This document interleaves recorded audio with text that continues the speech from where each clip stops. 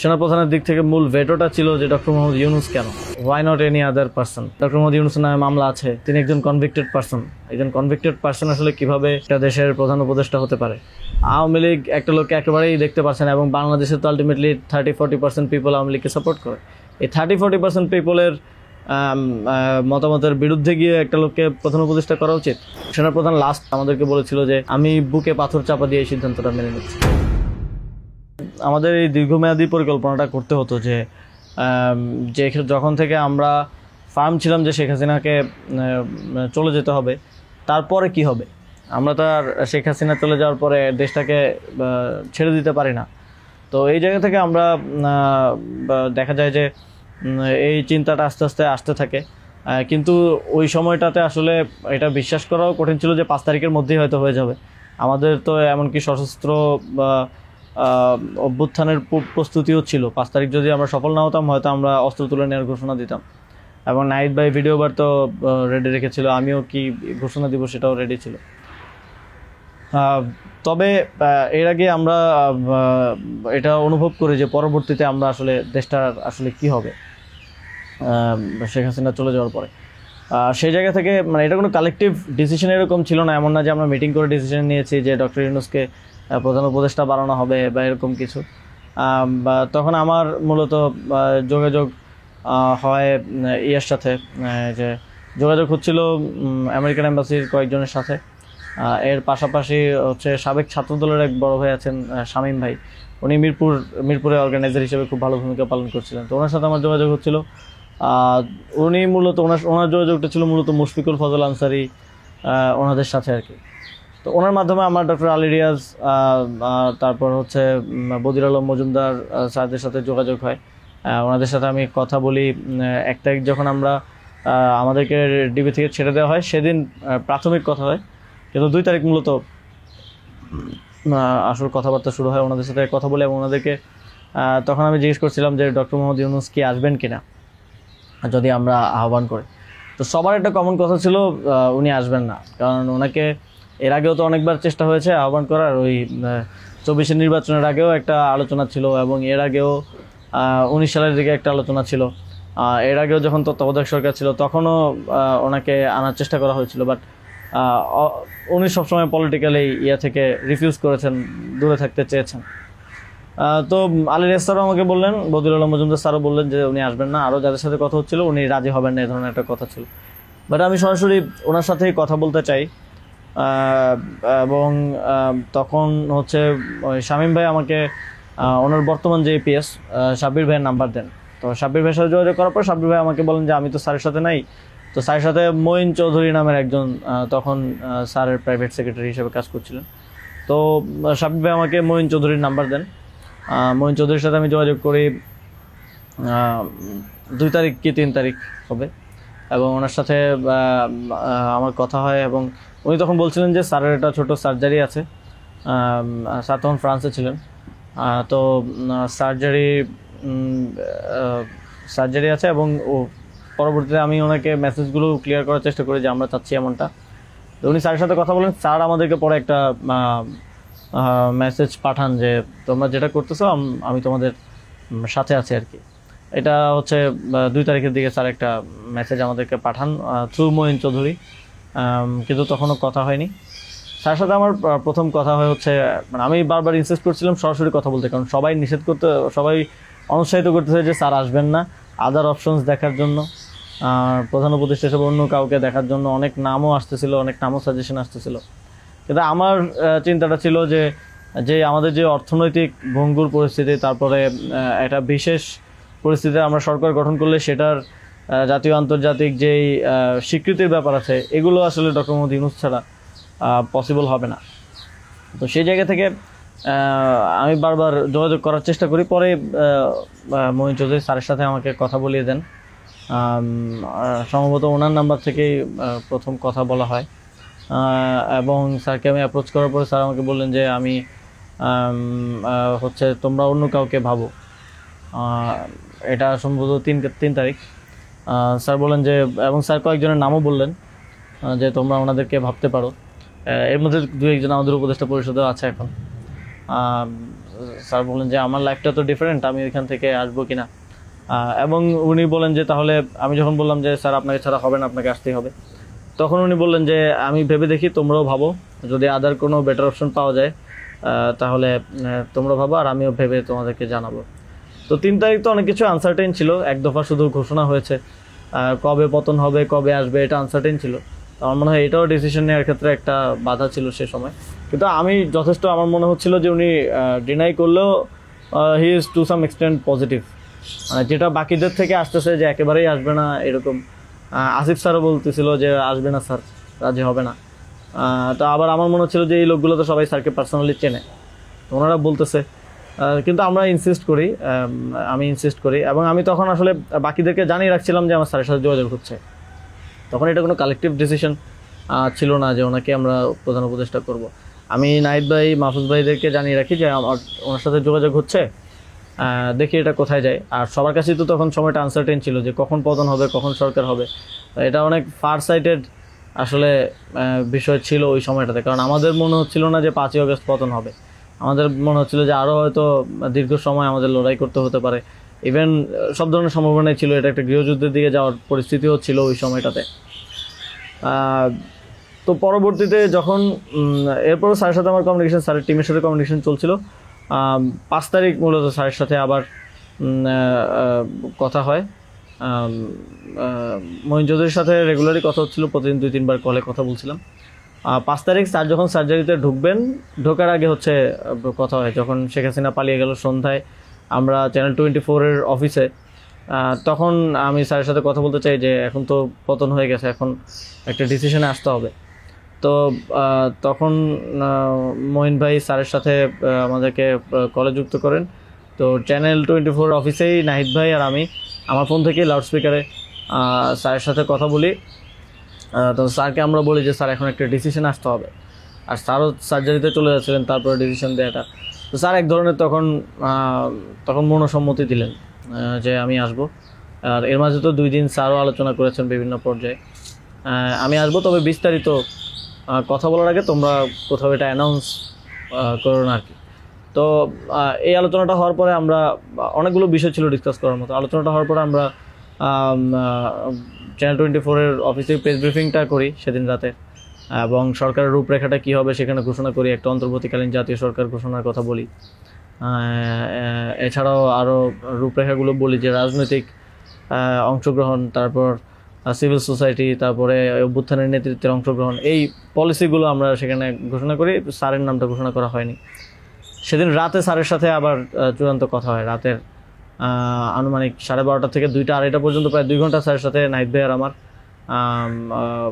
কলে কথা হয়, এবং সেখানে আমরা বিস্তারিত বিভিন্ন বিষয়গুলো আলোচনা করি, এবং স্যারের কিছু কনসার্ন ছিল সেগুলো আমরা ডিসকাস করি যে এটা আবার 1-11 মতো একটা সরকার হবে কিনা, মানে আমরা ক্ষমতায় বসবো কিন্তু পেছন থেকে আর্মি আমাদেরকে চালাবে কিনা, অথবা অন্য কেউ আমাদেরকে ডিক্টেট করবে কিনা।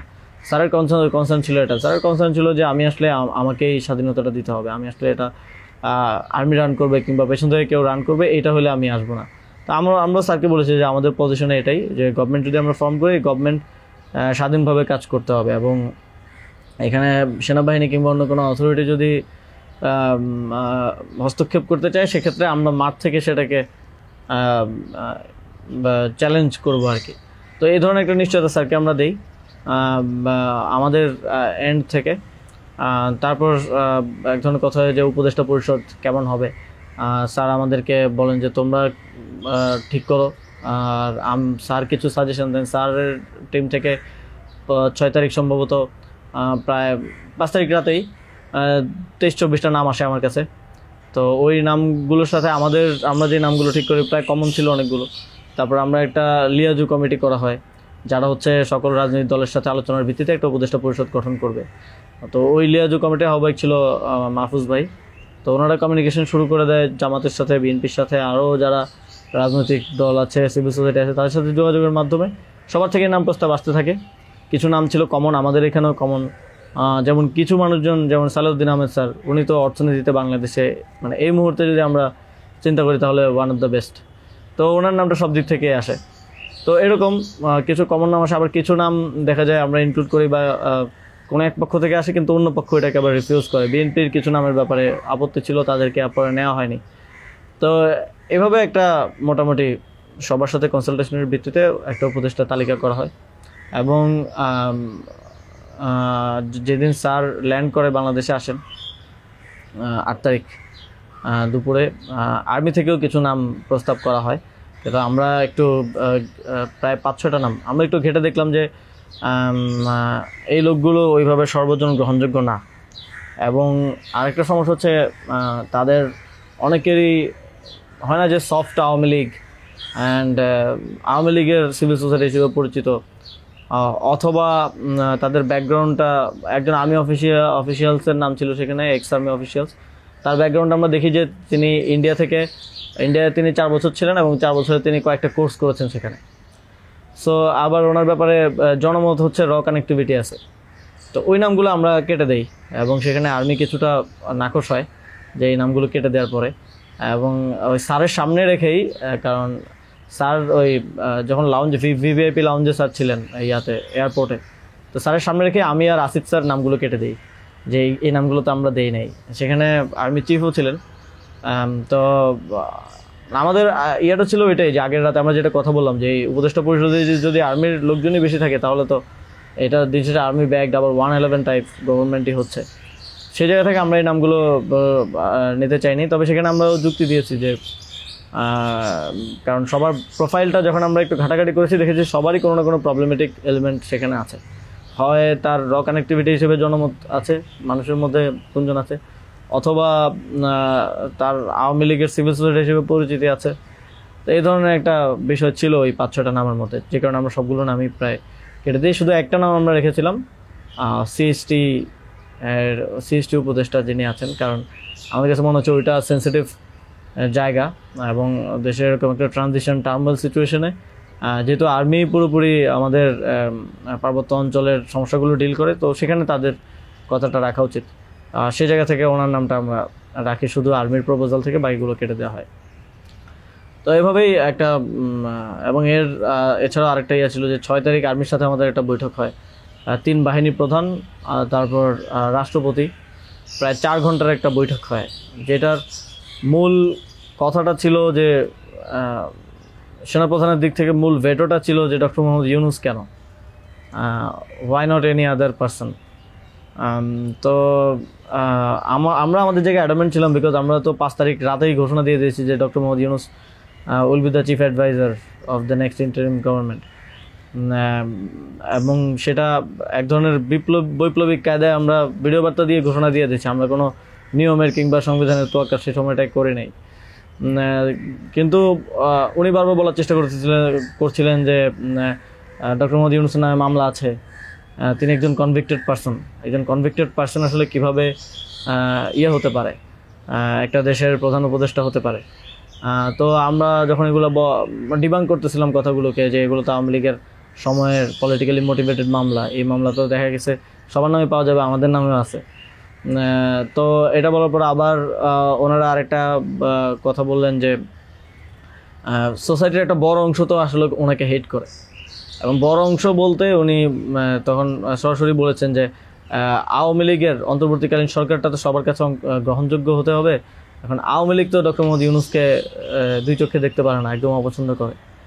তো এখন এই আওয়ামী লীগ একটা লোককে একেবারেই দেখতে পারছে না, এবং বাংলাদেশে তো আলটিমেটলি 30-40% পিপল আওয়ামী লীগকে সাপোর্ট করে। এই 30-40% পিপলের মতামতের বিরুদ্ধে গিয়ে একটা লোককে প্রধান উপদেষ্টা করা উচিত। তো আমরা তখন বললাম আওয়ামী লীগ এমন কিছু না যেটা নিয়ে এখন আমাদের কনসার্ন হওয়া উচিত। আওয়ামী লীগকে আমরা পরাজিত করেই এই প্ল্যাটফর্মে আসছি, এখানে আমরা বসছি।